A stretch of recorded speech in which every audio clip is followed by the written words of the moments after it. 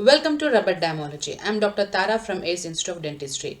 Let us see the content of Rubberdamology course.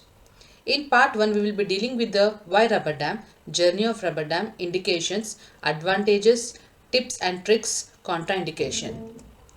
Let's see part 2. In part 2, we will be dealing with the Armamentarium, which includes basic and supporting. In part 3, things before Rubberdam placement, types of placements, endodontic method, quadrant isolation, new modifications of dam, new modifications of clamp. In part 4, aesthetic rubber dam, bleaching case technique, bilateral clamp, split dam technique, blind clamp.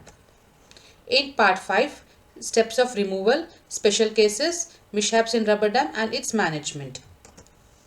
So why rubber dam isolation? Infection control barrier. It safeguard for the patient's mouth, protects patient from accidental inhalation of or swallowing of debris, provide moisture control, improve access, improve visibility, increases dental team efficiency. That's the reason we have to know the thorough knowledge of rubber dam and improve the skills of that.